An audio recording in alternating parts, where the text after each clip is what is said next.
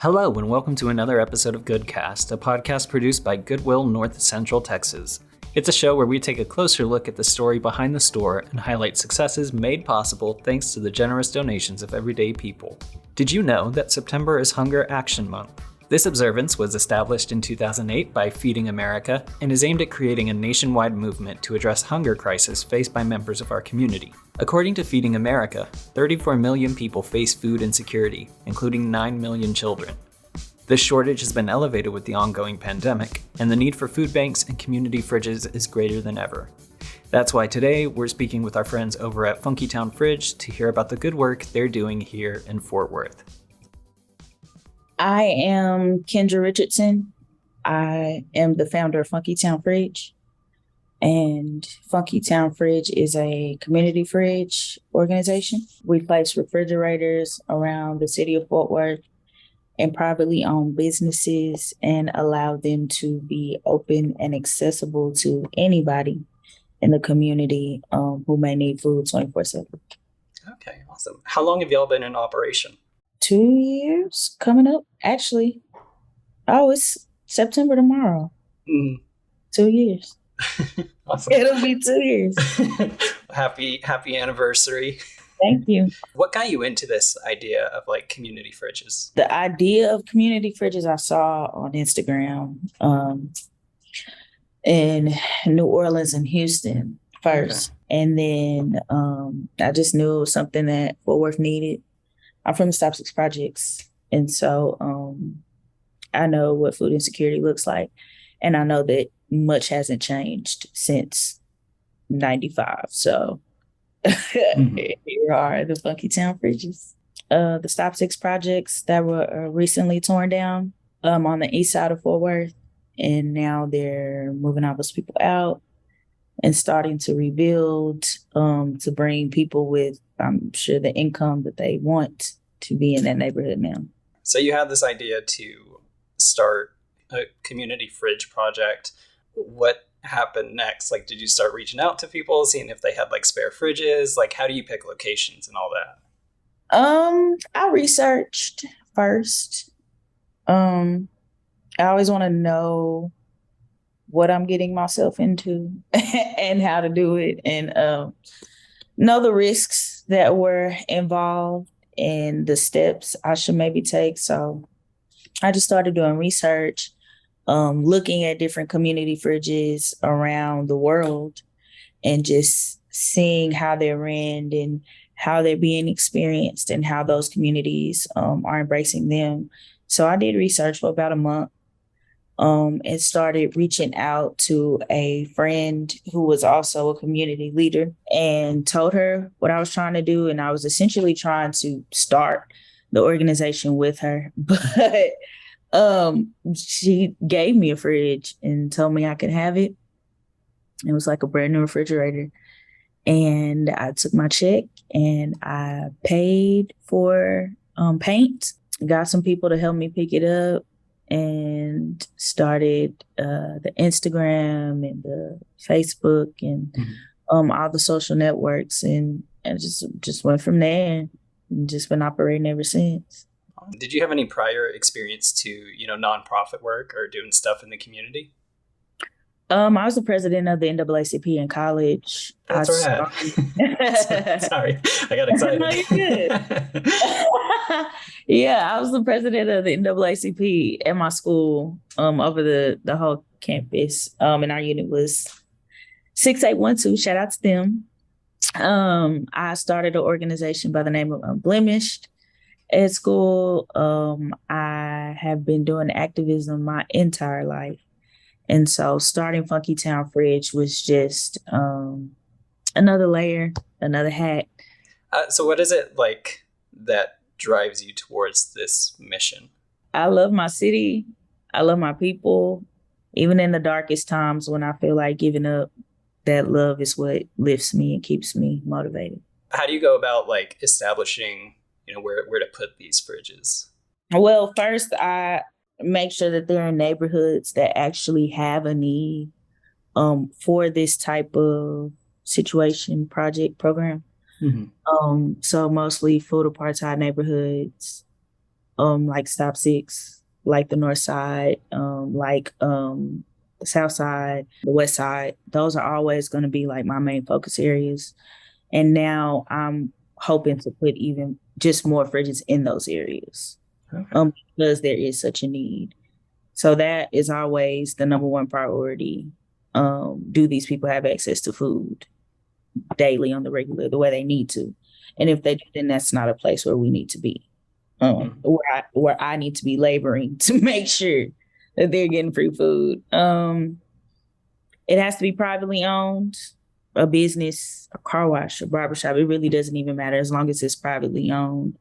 That way that I know I can it's just a relationship between me and the host, and not me having to deal with outside governmental entities. It needs to have an open and accessible space where people can see, and the host will have to be willing to freely let the people come in and truly understand this project and how it works and how it operates. So I always tell people to make sure that they do the proper research before they even reach out to us, so that they are aware and can know that this is something that they're really going to do, because our commitment is already there. Do you know off the top of your head how many community fridges y'all have placed? Since we've operated, we've placed about 5. Right now we're down to about 3, working on 3 more, prayerfully. Hopefully we're finally being able to put one on the north side. I'm going to put one more in Poly, and I added another one to Stop Six as well. Okay, gotcha. It was really cool because I know my boss, Shay, I think was the one who helped connect us together. And so it was really cool, going up every day to the office and seeing the progress that was being made on the fridge. Because y'all go out there with literally hammers and nails. And, yeah. And put it was a process. Especially in the middle of the summer, props to y'all. I was there all day. Oh my God, I can't believe you saw it. Yeah, it was a lot. You have no idea. Yes. Can you tell me a little bit about the artwork that y'all have on the fridges? So Stop Six Fridge I designed, and the mural that we had initially at the Southside Fridge, I believe me and the artist Kelsha collaborated, and she was the very first artist that I worked with, and she's really been my go-to person for art, because she really captures the vision of what I'm trying to portray to these communities and to people who may not fully understand. And so she actually reached out. She was my first artist. She reached out to us via Instagram, and she's an art student at UNT. I think this is her senior year. And she came and she painted the Southside mural, the Southside Fridge, the first one. And she also painted the Tatiana Fridge, which I personally asked her to do on behalf of her family, because I knew that she would be the artist to be able to truly capture the essence of what I was trying to portray. And she's from the east side of Fort Worth. She's from Stop Six like me. And so working together with Funky Town Fridges really allowed us to bond with each other and in this work, because it's not always easy. And sometimes it gets very hard, but I'm grateful for people like Kelsha and artists like Kelsha who are always willing to help. Our second fridge was painted by Haley, and she is actually an art teacher. And she had her art students paint our third fridge that went in promo. And that was a really cool project for them, and they were very into it. And I believe another art teacher painted one of our fridges on her own, Miss Bree. So I've just started kind of like an artist network of local artists. And art teachers are good because I like to get the kids involved, and I like for them to have something that they can present to the community and be proud of, and say that they're giving purposeful contribution to the people around them as well. So different ways, different people, but all great artists. So I have a 2-part question. So first part, what is it that people typically leave at the fridges? And then, once the station is set up, how often do y'all check back in on it or, help supply it? Oh, people typically leave canned goods. I think that's because that's always a safer option. Mm-hmm. Like canned goods, those bags of peas and stuff like that. People typically leave there. Um, yeah, mostly dry goods. In the water, we try to do like a big coffer in the water. In the summer, we try to do like a big community call for water and just remind people to constantly keep water in there as much as they can. Mm-hmm. But yeah, that's when people bring things, that's usually what they bring, is like canned goods and stuff. We check it daily. From day one, if it's out there, we're there the next day, just looking to make sure that things are copacetic and where they need to be. So there's always somebody either just like driving by or just looking and watching. Usually if there's somebody there like getting food, we'll wait and, give them their space, and then we'll go and do like a fridge check or something. But we check them pretty often. At this point, I check it pretty much like, obsessively, like when I go in and when I leave. And I always think it's super cool when people leave things like, diapers or like sanitary pads, like things that, people might take for granted that, like ease of access but it's just like readily available. I don't know. That always makes me like especially happy. It's just like, here's a little health kit for you. Yeah, it makes me happy because it reminds me that there are people that are considerate in the world, and that that can really kind of see beyond what's there. Because if you see a refrigerator in a pantry, you're going to automatically put food in there, and maybe not think of other things that could go there that people may need. And so when people think like that and outside the box, it gives me comfort. Right. And knowing, I'm providing that resource for them to be a resource to somebody else. And we do have organizations that deliver like sanitary packs daily. So that's amazing. Yeah, I know. The other thing that we get that I think is cool is like entire like pre-made meal kits that I think literally come from Whole Foods. Really? Yeah, I'll go out there sometimes and there will be like, just a ton of stuff. It's already cooked. It's already like good to go. I checked one of them and it was like, like peppered steak and like and broiled vegetables. Like it looked like a solid meal. Like, yeah. We get Snap Kitchen calls a lot, and we go get meals from them and take them, and those are pre-made meals. Impress, the juice company, they call a few times, and then we'll go get juice and we'll put it in there. So slowly but surely, we're starting to also build our partnerships with local businesses that do have commercially made pre-cooked meals. Right.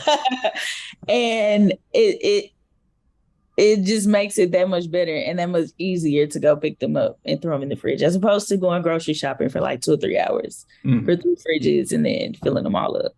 Right. Because I know, even when I was a kid and we would like go to like the local pantry, I can't think of the name of right now. They would tell us that like, it's great when people donate, canned goods, but a lot of times it's kind of inaccessible because if they don't have that like peel off lid, it's like, how are people going to get into it? And we try to tell people to do that as much as possible because we serve such a huge houseless population, and they don't always have access to can openers. And I try not to have sharp things at the fridges just because I think that's just too much of a liability or health hazard. So how are you hoping to, expand this program like in the next 5 years? You want to know all my plans? Yeah, I want to know how y'all, because you're doing good work. So I want to know like, how much more that'll help out the community. In 5 years, I hope to have a building bought and paid for and ready. I hope to have many more partnerships especially with local businesses and local restaurants. I hope to have the 3 fridges that I'm putting out this year and maybe 5 more. Mm-hmm. And I hope that the organization just continues to flourish and be a resource beyond Funky Town Fridge, because we've done so much, and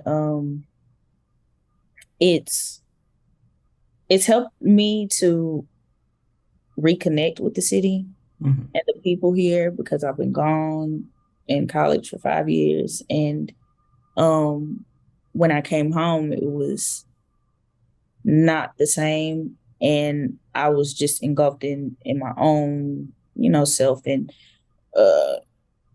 elevation in life, that I wasn't really thinking about the relationships and the connections with people outside of my own world. So I hope that I'm able to keep building bonds with the people of the city and being able to be a resource in hopefully more ways than one. I think that's it. What has been the response to the Funky Town Fridge project? You said that you tend to give folks space if they're like actively at the fridge. What about like the business owners and, just other people who might have heard about it? They've been excited. Actually, I tell this story all the time. When we had our first fridge opening, I was very nervous and I did not expect anybody to come. But some kind of way, the entire city knew, and news stations and people from all over the city, people that didn't even live in Fort Worth, and people from Dallas, which never really happens. Like people from Dallas rarely drive out. There's something that keeps Fort Worth and Dallas separated. Something in the water in both cities, and so people from Dallas came. A lot of different bloggers came, and they all expressed how excited they were to see it happening and how different and cool it was, and so many adjectives that I wasn't even thinking about. Like I was just thinking, let me get this fridge out and just let it work, Lord, please. But all these people were coming up to me and just with like all these feelings of gratitude and honor and inspiration, which I never really expected, but I'm always grateful for and appreciative of. And even from that day on, people would send us DMs and tell us thank you for educating them, or, I'm saying, thank you. I didn't even think about things this way, but now I'm looking at it a certain different way. So we always get those kind of messages. A lot of the time, some of the houseless people, if they find a piece of paper and a pen, they'll write us a note telling us thank you. Sometimes kids give us little gifts and stuff. So I think the response has been great. That's awesome. I love that. But yeah, I know it is, this is a project and, a partnership that we've all been super stoked to be a part of. Like I said, like I check that thing on the daily. My coworkers and I, like, literally we'll keep tabs because some folks leave like fresh produce. Like there's someone who just leaves like a ton of sweet potatoes and stuff all the time that I guess they grew themselves. So we'll check and make sure that all the vegetables are good and all that stuff. Thank you. That makes me happy. But yeah, it's definitely like everybody on our side of the building is like totally invested in it. I love it. This community, looking out for community. For sure. I think that's all the questions that I had. Thank you again for speaking with me. If there's anything that you want to make the folks listening aware of, or anything you want to plug, please feel free to. Okay. So we have started our Refill the Fridge campaign. If I'm not sure if most people have found our new Instagram, but if you haven't, it's at Fridge Talk TV. We recently let everybody know that we have been hacked in a very major way. And so we've been trying to recover from that, not only from IG, but from the funds that we lost. And so we've been starting a campaign in order to do that and just recover and get those funds back, and then also gain whatever we need to propel us into 2023. So if anybody is willing to donate, they can go to funkytownfridge.org/donate. And then all our donation links will be there. You can always go to a fridge and take food or produce or any kind of dry goods. And houseless survival kits are always good, or sanitary products for women. I believe that's it. That's perfect. funkytownfridge.org if you ever want to volunteer, if you want to donate, all those things are there. And all our contact information is there as well. Cool. I'd like to give a huge shout out and thanks to Kendra once again for speaking with us. If you'd like to donate to Funky Town Fridge, you can always stop by our Campus Drive headquarters or visit their website to find the closest community fridge near you. And hey, if your organization is doing good in the community, we'd love to hear about it and figure out how we can collaborate together to help create lives of independence. Thank you again for listening to this episode, and we'll see you in the next one. You have been listening to GoodCast, a podcast produced by Goodwill North Central Texas. To stay up to date on all things Goodwill NCT, be sure to check out our social media and sign up for our newsletter. And if you have a second, we'd appreciate it if you could share the show with a friend or leave us a review on iTunes. It is the fastest way to help the show grow. You can find us on Apple Podcasts, Spotify, or wherever you find podcasts.